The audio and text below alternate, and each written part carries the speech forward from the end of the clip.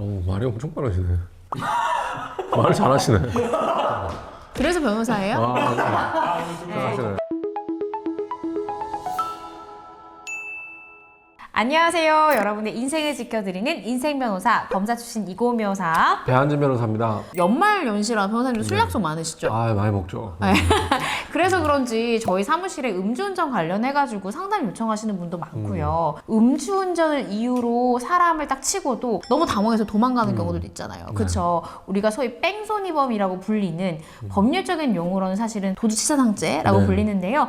특정 범죄 가중 처벌에 관한 법률이라고 있습니다. 이 해당 법률 제5조의 3을 보면 도주해서 사람을 상해를 입히거나 사망에 이르게 한 사람을 처벌하는 규정이 있잖아요. 네. 실제로 음주운전을 한 사람만 뺑소니를 하는 건 아닌데 현장에서 이탈하게 되면 음주 측정을 못하니까 도주치상만 입건돼가지고 이제 송치되고 오잖아요. 그러면 맞아요. 검사들은 대부분 음주운전 했다라고 생각하지 않아요? 그죠? 맞습니다. 네. 음주해서 그러는 경우도 있고 가끔은 좁은 골목 같은 데 가면은 백미러가 이제 지나간 행인을 살짝 스치거나 이러는 경우가 모를 수 있는데 있죠. 네, 그때 모르는 경우가 있거든요. 즉 그 상해가 아주 미약하거나 혹은 충격이 미약할 때는 운전자 입장에서는 도로가 좀 물퉁물퉁해서 흔들렸나? 라고 생각하는 경우가 있어요. 그래서 진짜 운전자분들 중에는 뺑소니 하려고 그런 게 아니라 사고가 나 사실 자체를 인식을 제대로 못했는데 나중에 뺑소니범으로 몰리는 경우도 있을 수 있거든요. 그래서 개인적인 경험으로 전 뺑소니 피해를 당할 뻔했거든요.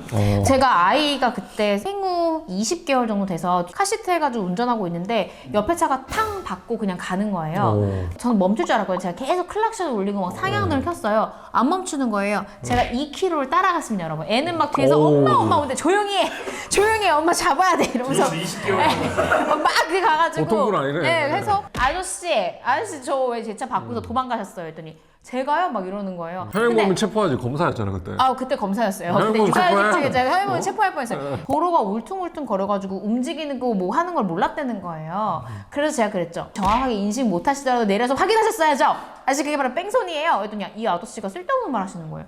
보험사 직원 불렀죠. 바로 블랙박스를 보여주면서 신분은 밝히지 못했어요. 밝히지 못했지만 법조계에 종사하는 사람이다. 이건 내가 도주치상죄로 신고할까요? 아니면 이거 보험처리 해주실래요? 어떻게 할래요? 했더니 아저씨가 90도로 미안하다고 인사를 하고 보험 처리가 됐다는. 무서운 분이네요. 제가요? 법적으로 했을 뿐인데요. 네, 그런 2kg를 경우도 추격을 있었어요. 했어. 추격해. 애기한테도 울지마 엄마 지금 추격해야 돼 막 이렇게 해서 했던 기억이 나네요. 교통사고로 접촉사고나 뭐를 냈어요. 그럼 원칙적으로는 어떻게 해야 되죠? 도로교통법상 필요한 조치를 다 하셔야 되는데 딱 사고 났으면 갓길에다가 차 정차한 다음에 연락처를 서로 교환합니다. 그 다음에 112 신고를 하죠. 구급차 오면 이렇게 병원까지 따라가고 뭐 이런 것들을 다 보호조치. 해야 된다는 거죠. 네. 이게 가장 스탠다드고 원칙이니까요. 혹시나 사고를 내신 경우에는 이 세 가지 스텝 반드시 기억하시고요. 뺑소니인지 아닌지 헷갈릴 수 있는 상황 한 가지씩 한번 질문을 드려보겠습니다. 네, 첫 번째, 내가 사고를 내면 반드시 내가 사고 처리해야 되나요, 변호사님? 그건 또 아닙니다. 차에 가족이나 지인, 이렇게 믿을 만한 사람들, 확실하게 사고 처리를 해줄 만한 그런 사람이 있고 그 사람에게 부탁을 했다라면 뺑소니에 해당되지가 않는데요. 우리 판례 중에 이런 사례가 있었어요.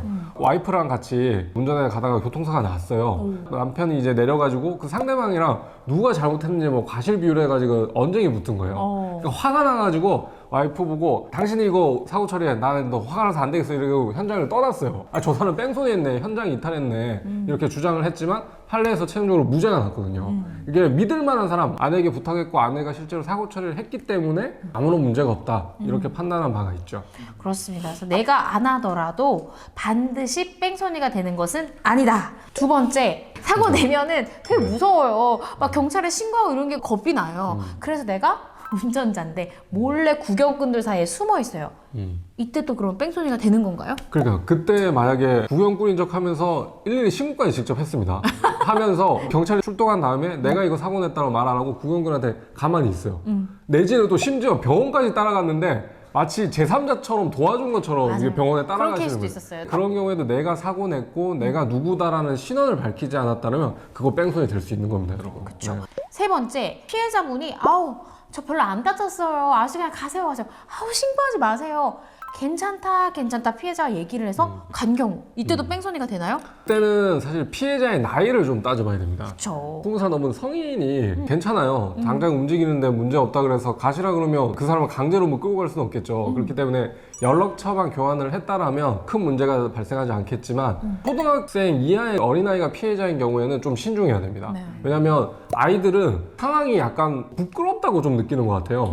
주변이 자기를 막 주목하고 있고 그렇기 때문에 현장을 빨리 그냥 이탈하는 생각을 많이 가지거든요. 맞아요. 나중에 집으로 갔는데 엄마랑 얘기하다가 엄마 오늘 사실 나 어떤 아저씨랑 교통사고 났는데 나 그냥 왔어 이렇게 얘기하죠. 어머니가 신고하시는 그런 사고가 되게 많아요. 이런 경우에 판례는 초등학교 이하의 어린아이 경우에는 그 사리분별력이 좀 없다고 보기 때문에 애가 괜찮다고 해도 무조건 병원에 데려가야 된다라고 그렇게 판단을 하고 있죠. 그렇습니다. 그러니까 피해자의 나이가 중요하다. 초등학생보다 어리다. 아니면 초등학생이다. 라고 하면 괜찮다고 해도 일단 아이를 데리고 병원으로 데려가시고 부모님한테 연락을 취하시는 게 가장 안전하다는 거 꼭 기억해 주셨으면 좋겠습니다. 네. 경찰들은 단순히 그 사람이 사고 낸 다음에 현장을 떠나버리면 거의 대부분 그냥 기소 의견으로 송치를 하는데 그렇게 쉽게 판단할 수 있는 부분이 아니거든요. 맞습니다. 경찰은 뭔가 어떤 차와 차가 부딪혔다. 근데 이 사람이 2주 정도의 상해 진단서를 냈다.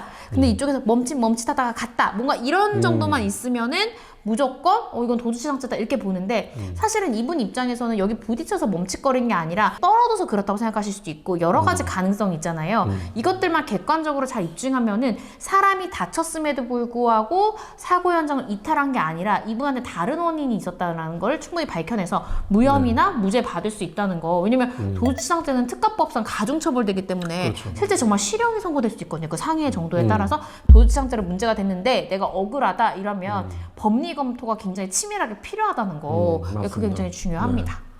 말이 엄청 빠르시네. 말을 잘하시네. 그래서 변호사예요? 잘하시네. 연말연시에 술 약속 많으시죠? 여러분 이제 0.03%만 돼도 음주운전 되는 거 아시죠? 술 모임 때는 반드시 대리기사 이용하신다든지 절대 운전대 본인이 잡지 않도록 유의하셔야겠습니다. 뺑소니 관련한 영상 찍어봤는데 유용하셨다라고 하면 좋아요와 구독, 알림 설정까지 부탁드립니다. 안녕. 안녕.